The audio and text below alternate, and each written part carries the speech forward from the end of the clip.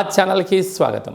చూస్తున్న వీక్షకులకు ప్రేక్షకులకు ప్రియ కాళ భైరవ భగవద్బంధులకి స్వాగతం పలుకుతూ మమ్మల్ని ఎంతగానో ఆదరిస్తూ ఉండబడినటువంటి ప్రియ సోదర సోదరీమణులకు అందరిపైనను సనాతన ధర్మ సంరక్షకులకు జ్యోతిష్య అభిమానులకు అందరికీ కూడా స్వాగతం పలుకుతూ ద్వాదశ రాశుల్లో గ్రహ గమనాన్ని ఒకసారి వీక్షింపచేద్దాం.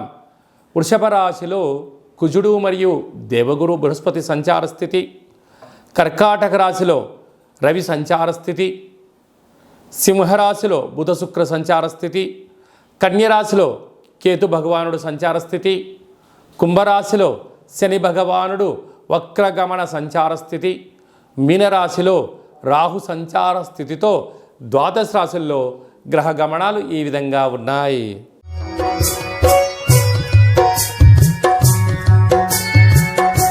కర్కాటక రాశి వారికి ఒకవైపు అష్టమస్థాన శని, మరొక వైపు ఆదివారం అమావాస్య పుష్యమి నక్షత్ర సందర్భంగా ఆ పుష్యమి నక్షత్రం కర్కాటక రాశిలో ఉండడం, కర్కాటక రాశిలోని రవి సంచారం చేయడం వలన ఎలాంటి ఉపయోగాలు, భగవంతుడి ఆశీస్సులు ఎలా పొందాలో ఈ వీడియోలో సవివరంగా సంపూర్ణంగా తెలుసుకుందాం.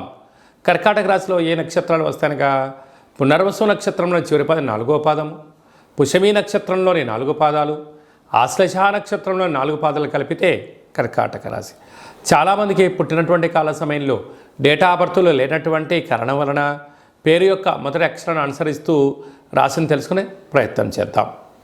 హీ, హూ, హే, హో, డా, డి, డు, డే, డో అక్షరాల వారందరూ కూడా కర్కాటక రాశి జాతకులే. కర్కాటక రాశి యొక్క అధిపతి చంద్ర భగవానుడు.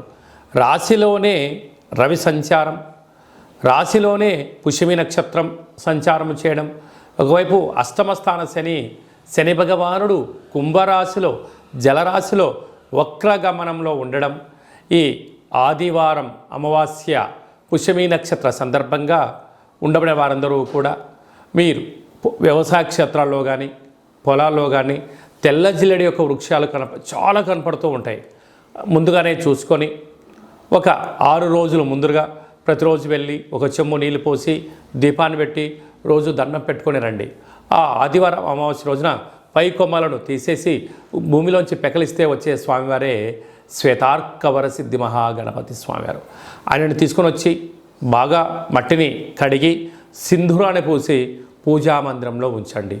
అద్భుతమైనటువంటి ఆనందకరమైన విశేషమైనటువంటి ఆ సాక్షాత్క వరసిద్ధి గణపతి స్వామికి ఆశీస్సులు కలిగి ఆనందం, అదృష్టం రాబోయే కాలమంతా సువర్ణ యుగం అని చెప్పి గమనించాలి.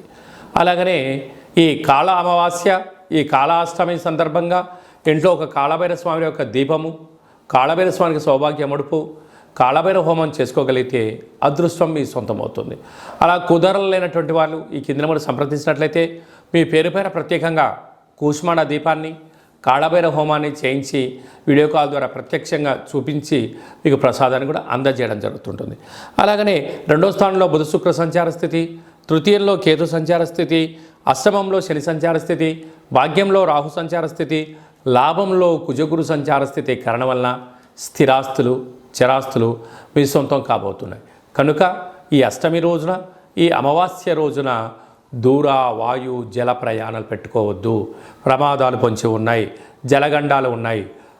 పవర్తో, మ్యాగ్నెట్తో, ఆయుధాలతో దయచేసి చెలగాటం ఆడవద్దు. అలాగా స్వయం వృత్తులు, సేవా రంగాలు, వ్యాపారాలు, రియల్ ఎస్టేట్ రంగాలు, హోటల్ వ్యాపారాలు, సాఫ్ట్వేర్, హార్డ్వేర్ ఉద్యోగస్తులు, వ్యవసాయ సోదరీమణులు, గృహ భవన నిర్మాణ కార్యక్రమం చేసేవారు, అనేక రంగాల వారికి మంచి కాలం ఉంది. జాగ్రత్తగా దీపం ఉండగానే ఇల్లు చక్కబెట్టుకోండి.